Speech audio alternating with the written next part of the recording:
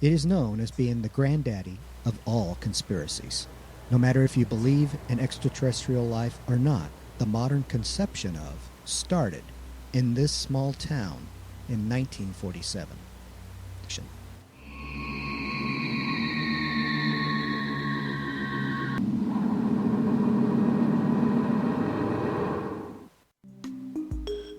Forget the world you know.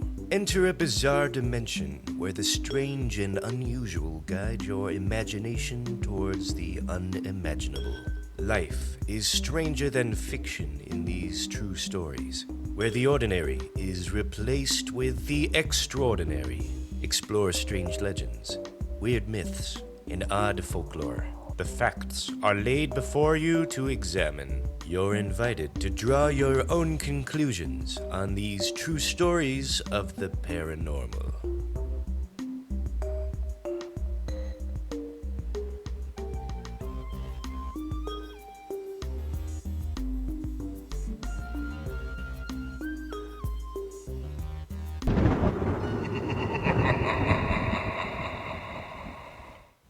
On July 8, 1947, something extraordinary happened. Walter Holt, public information officer for the Roswell Army Airfield, released a press flash stating that the United States Army had captured debris from a flying disc. The question of are we alone in the universe appeared to have been answered. That was until the dawn of July 9th. The next day, Commanding General of the 8th Air Force, Roger M. Ramey, clarified the statement made by Hout that the relic in question was not an alien spacecraft, but instead fragments from a downed weather balloon. A press conference had been called, reporters were allowed to inspect the fragments obtained, and all made a laugh out of the whole affair. The United States Army had thought the incident over, done with, and gone. They were wrong. If an alien were to consider an invasion of the Earth during the year 1947, they couldn't have picked a more better spot than Roswell, New Mexico to begin. At that time, the Roswell Army Airfield hosted the 509th Bomb Group, the only atomic outfit in operation upon the planet. It was here where, if faced by the Red Scare or aliens from space, that Uncle Sam would have been able to roll up his sleeves and deliver the big stick. Militarily speaking, stop Roswell and you could start a nuclear-free invasion of the Earth.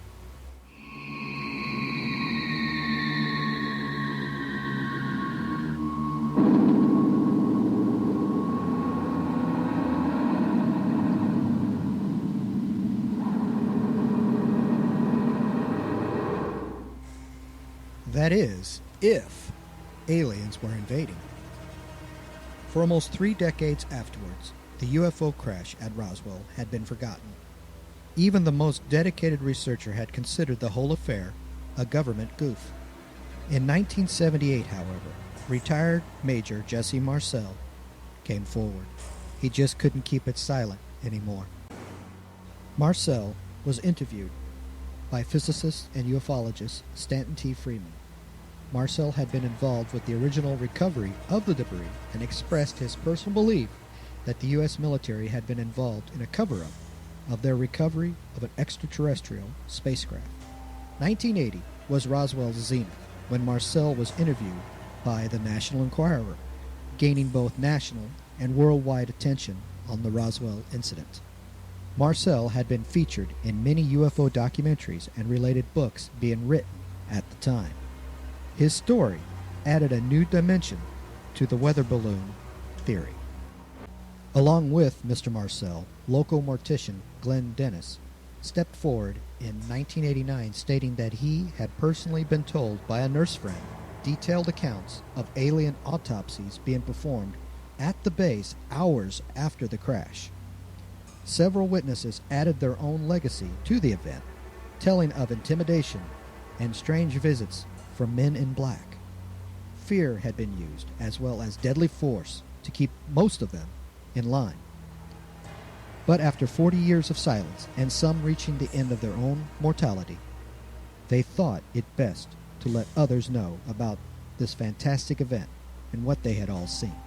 Could all of these people just be trying to rile up curiosity for a small New Mexican town? Perhaps. But the stories are interesting and just too compelling to ignore or write off simply as tactics used for a tourist trap. In response, the federal government opened 2 separate investigations into this event. The first, in 1995, allowing the public to know about a top-secret program codenamed Project Mogul. Project Mogul was a series of balloon devices used to detect atomic explosions in the Soviet Union via highly sophisticated listening devices. This is what the government had stated was discovered in 1947. The second, in 1997, which suggested that the stories of alien bodies retrieved by the Army was investigated and deemed tragic misunderstandings and memory transformations of test dummies, fallen human pilots damaged in fires, and frauds created by the UFO subculture. Is this what really happened? Was the Roswell incident nothing more than a gigantic misunderstanding? About 30 miles north of Roswell, New Mexico, on the Foster homestead, foreman Walter Max Brazel discovered a field of debris he could not identify.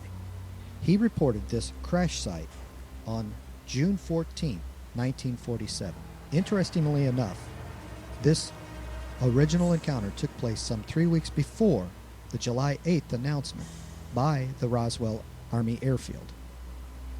When the Roswell Army Airfield had first reported this fantastic find, they had stated Brazel had discovered the flying disc debris sometime within the previous week.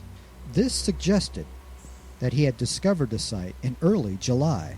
However, he went to his grave stating that he found it all in June of 1947. On July 4th, Brazel had his wife and his daughter help him gather up all that they could on the site, which consisted of rubber strips, tinfoil, a rather tough paper, and sticks. Balled up, the entire discovery fit tightly within the back of his working truck. Within a couple nights, he heard stories of flying discs in the sky and came to the conclusion that he may have discovered one upon the land he worked on. On July 7th, Brazel approached the sheriff and whispered to the legal authorities that he may have had a flying disc within his possession. Doing his duty, Sheriff Wilcox informed the Army, and he, Brazel, Major Marcel, and a man in plain clothes all went out to the crash site. As Marcel would later state, for the record, we spent a couple hours Monday afternoon looking for many more parts of the weather device. We found a few more patches of tinfoil and rubber.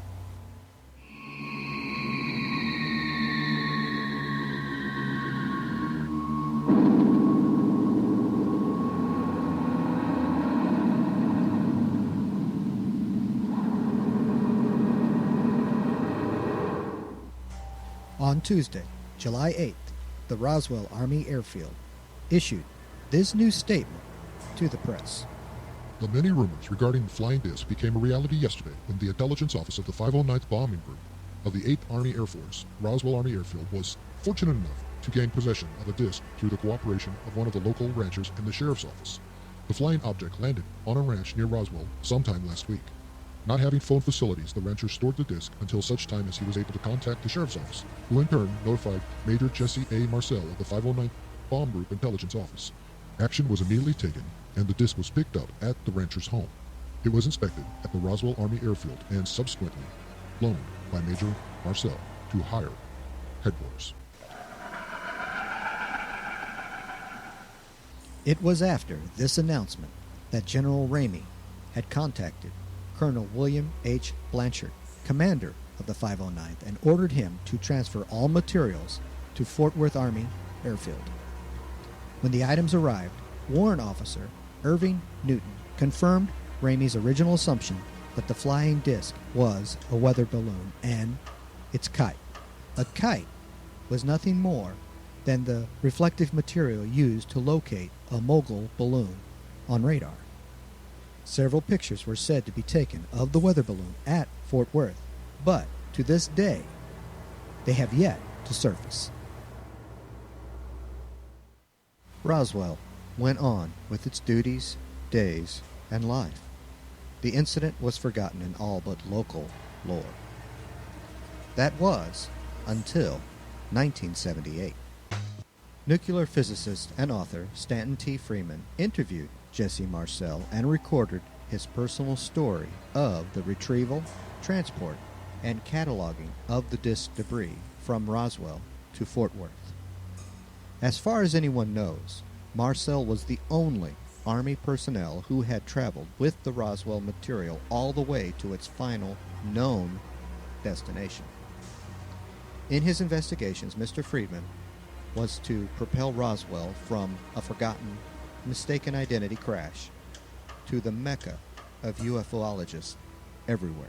Such researchers as Donald R. Schmidt, William Moore, and Kevin D. Randall soon joined Friedman in his investigations. Conclusion: something did happen, and it wasn't a weather balloon flap. Most UFOologists have stated for the record that Roswell was the first official record of life outside the cradle of our planet, that a wrecked spacecraft was retrieved by our government, alien beings were recovered, and some of them were possibly alive at the time of their capture. Numerous books were written, TV specials produced, documentaries, and fictional motion pictures made. In the early 1990s, CNN ran a nationwide poll discovering that a vast majority of Americans believed that aliens have visited our planet and that Roswell was real.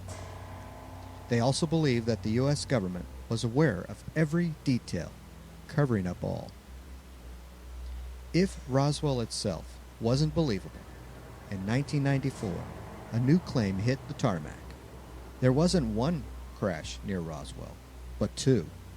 During his original Roswell investigation, Stanton T. Freeman received, quite anonymously, a set of above top secret documents which pointed to a mysterious group of government agents that went by the code name Majestic 12. What Mr. Freeman was made aware of was that Roswell was just the icing on the cake. Roswell was just a scattering of debris. The Army discovered an intact UFO not far from the Foster homestead. What the papers in question suggested were a series of documents given to the incoming President Dwight D. Eisenhower, describing several high-level programs ran by these 12, gathering information, technology, and cover-ups, keeping the very real threat of alien influence from the American people. This led Freeman to the discovery of the crash site in Corona, New Mexico, which was geographically closer to Roswell. Some have suggested that the debris recovered by Marcel could have been remains from the mogul weather balloon, and that is why the UFO had crashed, a sort of alien-human collision in midair. Perhaps alien curiosity in what we humans were doing got the better of that.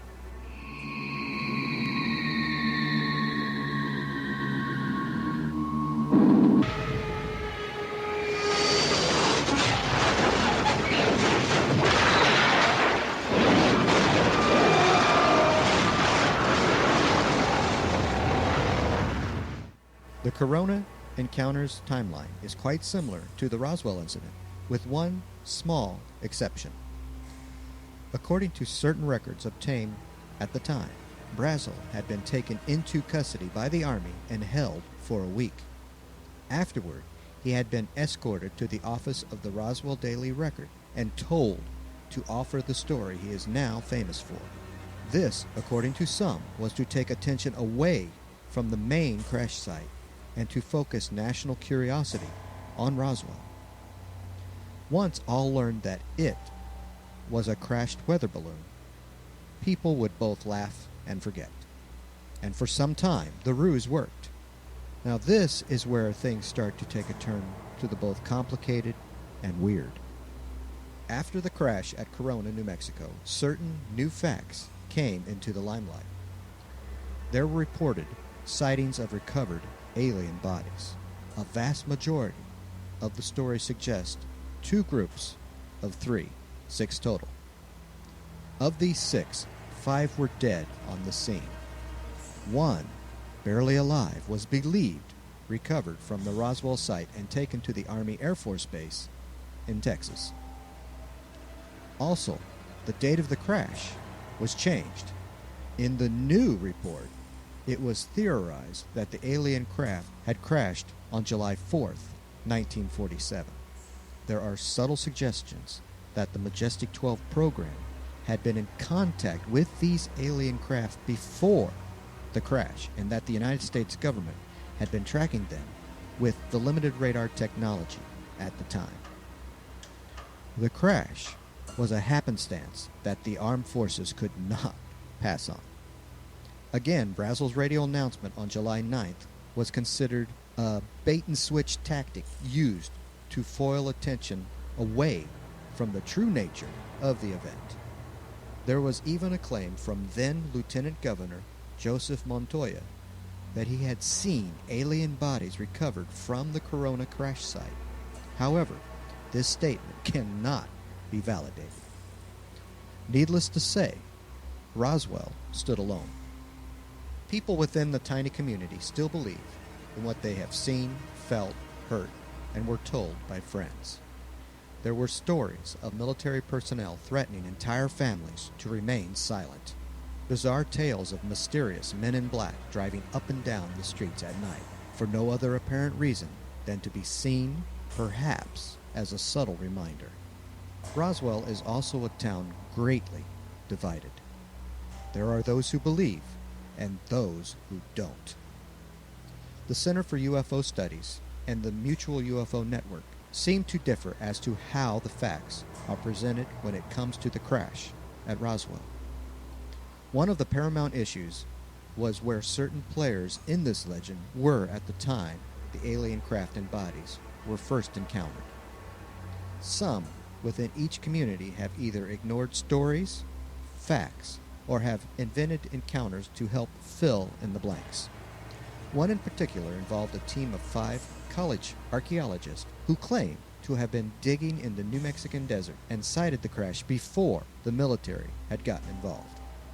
Other witnesses were in fact third-party recipients of stories told to them over a series of years, and none could be counted upon to testify within a court of law. This is not to say they lied. It is just human nature to believe in what we have said. In point of fact, based on research, of the 95 witnesses interviewed, only 25 testimonies have ever been fully heard. Of these, only 7 actually saw the debris, and of these, only 5 handled the same. Most testimonies were taken close to 30 years after the fact. Some likely had been contaminated by years of folklore, suspicions, and soul-searching. I do believe, sincerely, that something extraordinary happened outside of Roswell, New Mexico. But I also believe that that particular something was more likely just human. We come to the end of another strange but true account of the paranormal. If you would like to see some of my personal works, please visit my website at donaldallenkirch.com. It would be an honor to entertain you. My books are available in both digital and print formats. Tune in at a later time when I will share with you yet another of my fascinating files. So, for Stranger Than Fiction, this is Donald Allen Kirch wishing you unpleasant dreams.